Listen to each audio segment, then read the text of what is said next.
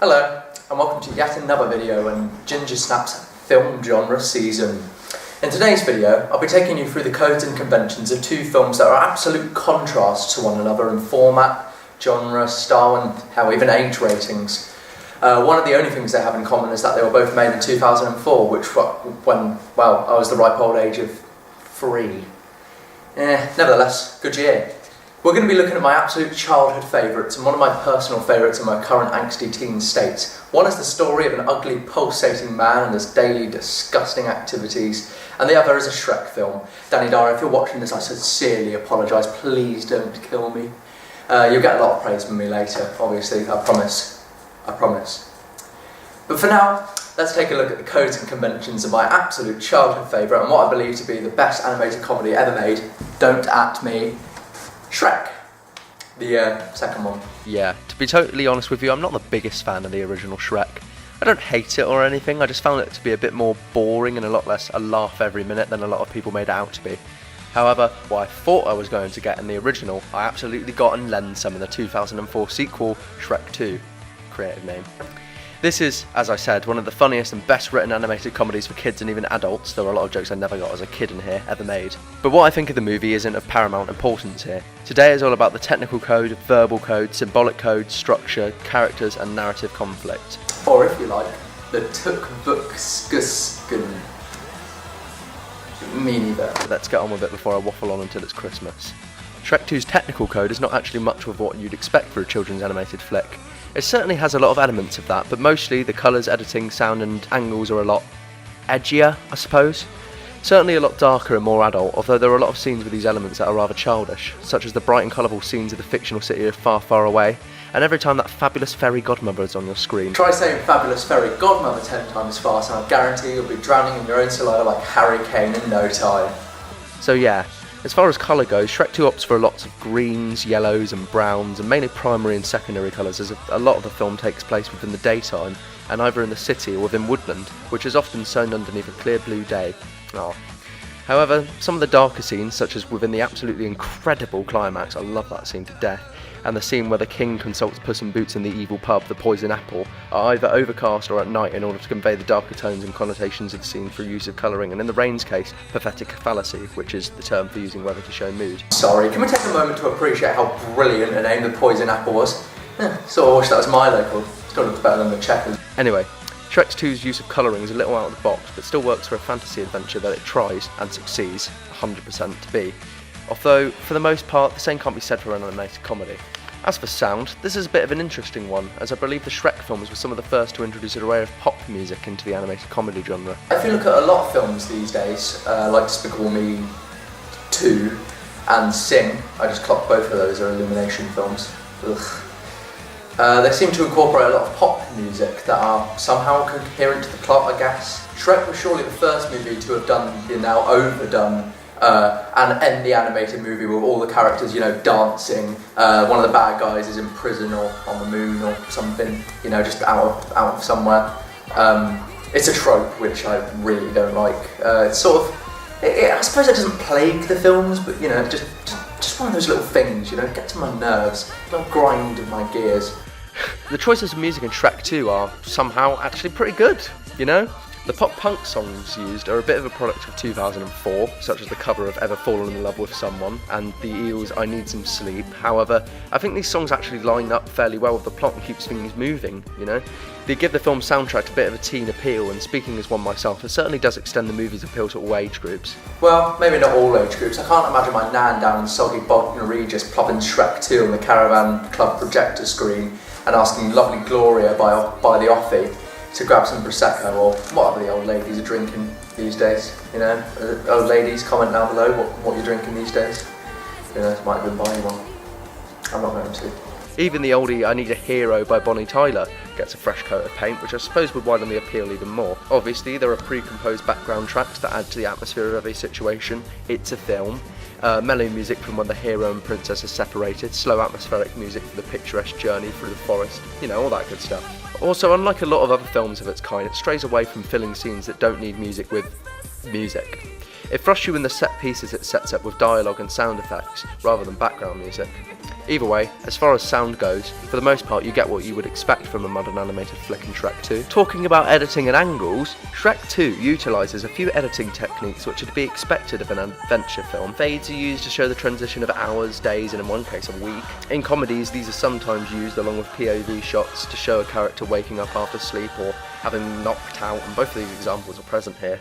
Angles are important as well, as the first Shrek film claims in pre-production that it possesses the most environments of any CG animated film ever made at the time, said time being the year I was born, 2001.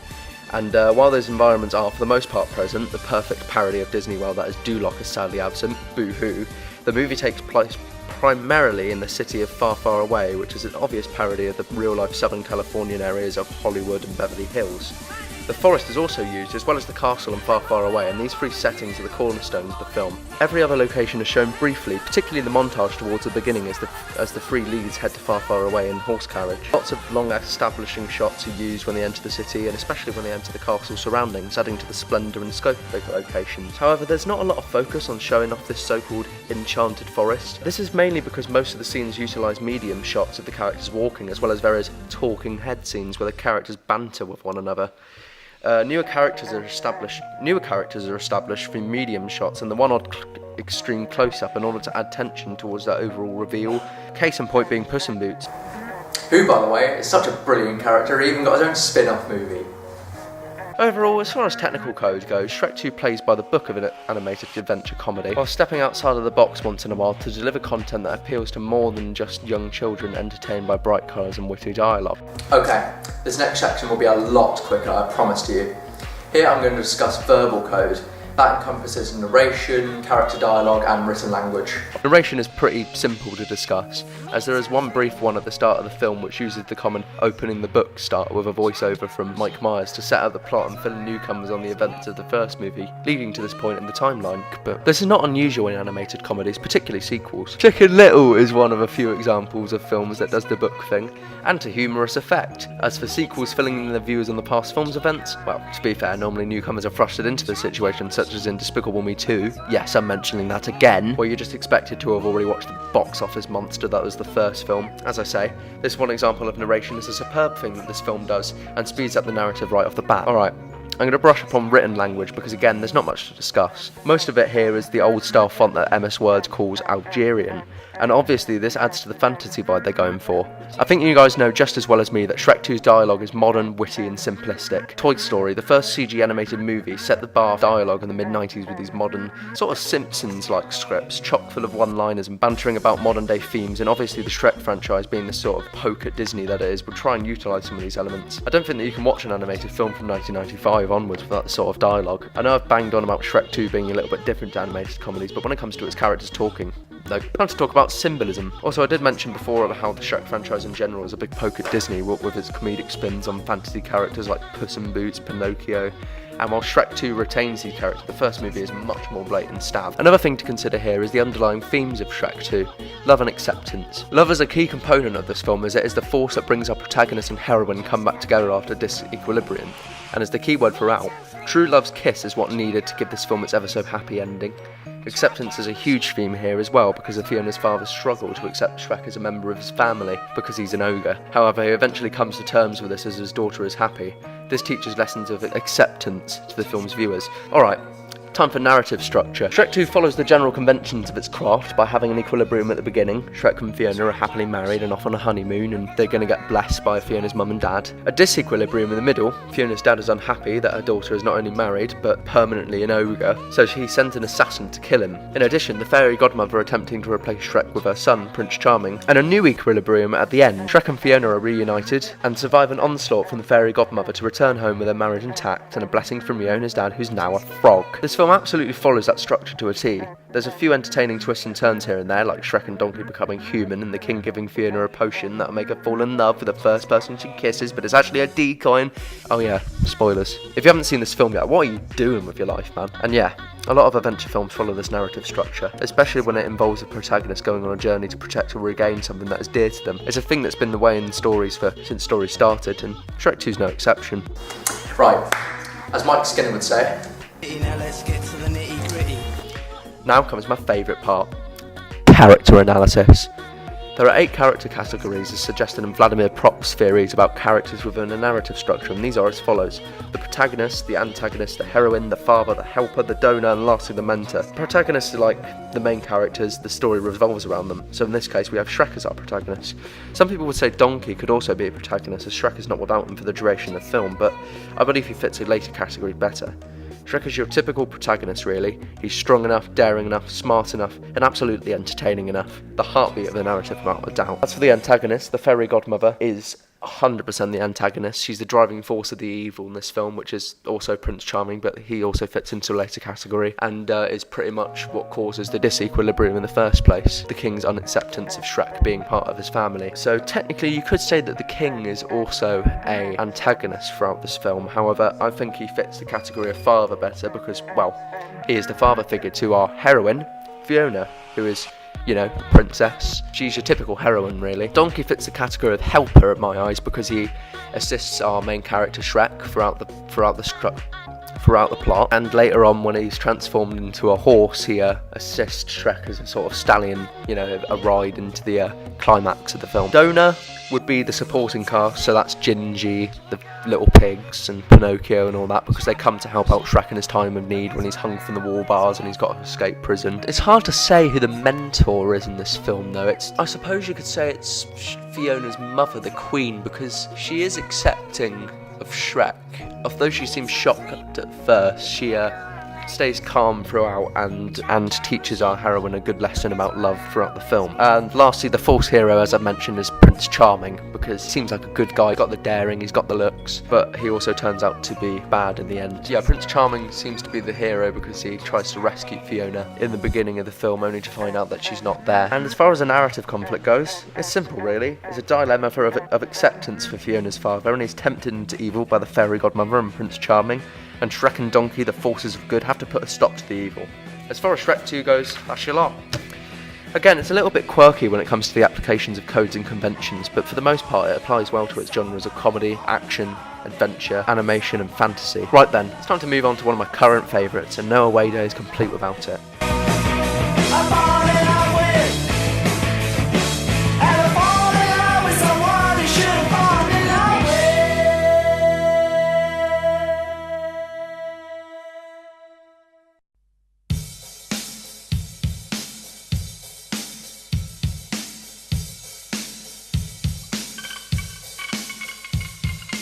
So, as you probably already guessed, having heard that bit at the beginning and read the title of this video, I'm going to be moving on to the action comedy / sports drama, also from 2004, The Football Factory, based on the book from the late 90s.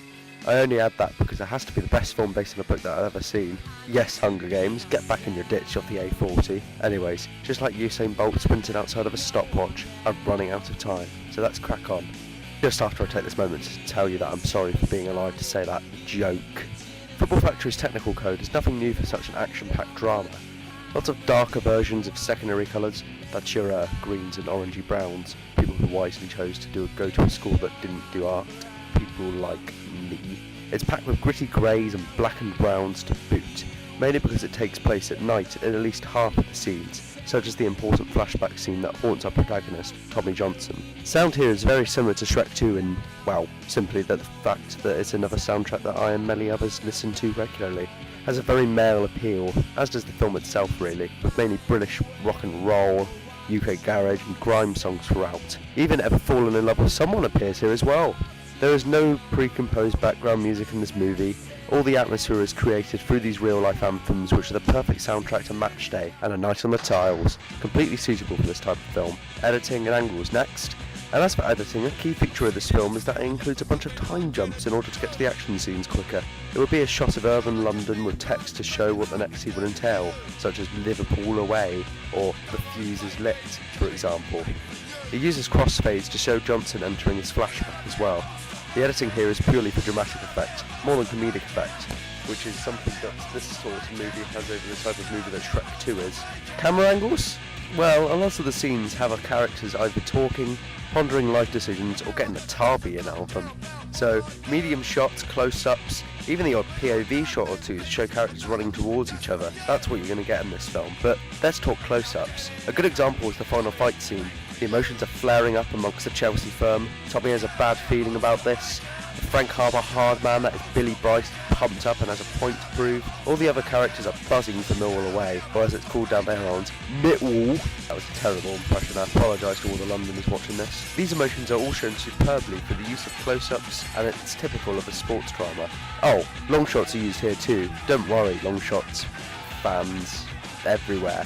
You know, I'm starting to wonder about my life decisions. Anyway, yeah, the long shots are used to show off the battlegrounds, if you like, the bridge, the pub, Millwall's ground, the tube station, you get the idea. To conclude technical code, all I can say is that Football Factory is a typical sports drama / action comedy in this department, nothing else to it. Now, verbal code is an interesting one here. Narration's a simple one to discuss, however. Danny Dyer does a great job setting up each scene and giving the characters some brilliant backstory that makes the later struggles and scraps feel genuine, and the action feel all the more sweeter. Without his bit at the beginning, you probably would give two about the characters in this flick. Character dialogue? The film is set in England, obviously. What other country has football hooligans that are worth talking about, let alone making a film of, but mainly in London, and this is promoted through thick Cockney accents of the main cast, the Chelsea firm. Although, there is one scene up north with Liverpool fans which I won't dare spoil here. It's so funny. But yeah, point is, these thick accents are deployed by the actors, most of which are London natives anyway, which is, you know, perfect, and add to the gritty, deep, dark sort of vibe that you'd associate with Jack the Ripper dwelling, black plaid spreading, council house living London. There is an ungodly amount of very strong language in here also, so you know the audience is 18 plus, oops, and mainly men, who are more familiar with this explicit language use. And is this script actually funny enough to be an action comedy? Don't you just know it? I thought Mike Skinner had cut back to Brum, but no, he's following me. Weird. Oh well, let's move on. This is going to symbolism now. Drug use is this film's underlying theme, at least in this nerd's opinion. The frequent flashbacks, I believe, are symbolic reminders to cut down on the old green, as they always end in Danny Dyer's character suffering and screaming in real life. And in the end, his dark thoughts will become a reality when he's beaten up by Millwall. The line after the first flashback is, "Must be that natty skank," which isn't correct, but it suggests that drug use can lead to this sort of thing. Thinking about it, I guess there's actually not much here that can be labelled symbolism, really. This film's a sports drama about the daily life of a bored male football hooligan approaching 30 in Lemmy DC, not 12 years a slave or Life of Pi. There's not much to scratch beneath the surface here. I'm moving on to narrative structure. I apologise if I pronounce this wrong to Zvetan Todorovs, the man behind all the theories in this department, and they also apply to this film as well as Shrek 2. We start with an equilibrium. Tommy is happily living life along with the rest of his firm pals, Billy, Raph, Zebedee, Rod, Harris, etc. His granddad, the main focus of the subplot of this film, has a best mate called Albert, and they're both living a solid life in a council flat, about to jet off to Australia, and they're out the rest of their days in the sun. Lucky boys. However, the disequilibrium occurs quickly with the Chelsea firm, mainly Tommy, all becoming prime targets of the Millwall boys through a few miscommunications, a sex scene gone wrong, and a nutter in a Stone Island jumper holding a blade in his face. Meanwhile, Albert dies and Grandad Bill becomes ill and depressed. And the new equilibrium is sort of quirky and dare I say pushing Todorov's theory a little bit, because even though Tommy is happy, him and Rod are badly injured after the Millwall scrap, and although that scene does hint at a few of the Millwall boys being in prison. They laugh off their mate Billy being in prison, before Zebedee is shot and killed in the absolutely brutal final scene for robbing cocaine earlier in the film. Mental, right? Grandad Bill, as shown in the epilogue, is now in Australia, smoking weed and living out the rest of his days after surviving a stroke. It's weird, but in my opinion, I think it follows the code of its kin. And finally, the character analysis. Protagonist? That's the easiest rhetorical question I've ever had to answer. Tommy Johnson is the protagonist, without a doubt. The main plot revolves around him and his mates. He narrates the thing. In short, it's a first-person narrative from his perspective. The antagonist would be Fred from the Millwall firm, who seems to be a bit of a leader of men, you know, organising their meet with Chelsea and a big rival of one of the leads, Billy Bright, and to a lesser extent Fred's brother as well, as an antagonist, Terry, who instigates the disequilibrium by holding Tommy at knife point on his sister's bed, and later shows up with a firm chasing Tommy and Rob through Piccadilly Circus. There's no real heroine in this film though. It's a general woman that our leads attempt to pursue on their well-documented daily lives. I suppose the other woman at the start, and Billy's wife Barbara, who reassures Billy after he overhears Harris, the top boy, calling him a spent force. Speaking of Harris, he's a father figure to most of the leads, particularly Zebedee, who gets a surprisingly large amount of screen time throughout. And Harris is top boy after all. He runs things like an army unit and leads by examples, and yes, Tommy Johnson, the protagonist himself, literally says at the beginning, undisputed father figure. Another one, but also someone who could consider the mentor/donor as Tommy's granddad Bill, as it gives Tom and Rod some helpful life advice and drives their personality with his stories about warfare.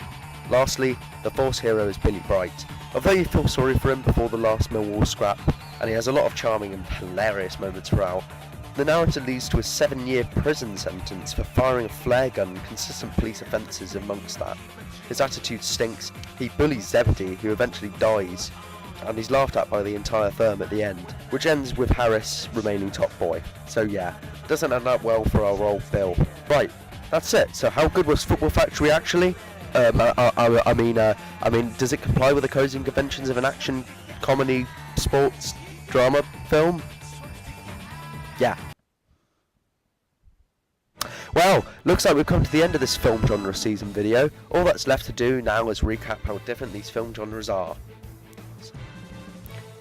Animated adventure comedies like Shrek 2 normally contain bright colours, a wide appealing popular soundtrack, and lots of long shots to show the pretty environments created by the hand, or obviously more common nowadays, the computer. Live action comedies are a lot more about character dialogue and use a lot more close-ups and short to medium shots to express emotion for dramatic and comedic effect. Sports dramas have a very young male focused soundtrack. Their colours are dark and edgy. The animated comedy relies on its physical, sometimes expression-based humour, whereas a live-action comedy relies on thought-out, dialogue-based jokes mainly. The dialogue in films like Shrek 2 is very modern, very fast-paced, and contains very little swearing and regional dialects for relatable humour for a wider audience. Football Factory's kin is the opposite, of course. Whereas adventure comedies like Shrek 2 have a good amount of symbolism, sports dramas like The Football Factory typically don't have much more than meets the eye. Narrative structures have a few more twists and turns in live-action movies than their animated counterparts, as they more often than not are consumed by more mature audience who would be understanding of their symbolism and narrative code, such as Football Factory with its 18 rating alongside Shrek 2 with its PG one. Character roles are the same thing in almost every genre, although they're more clearly recognisable in Shrek 2 and other animated adventure comedies due to its simpler audience.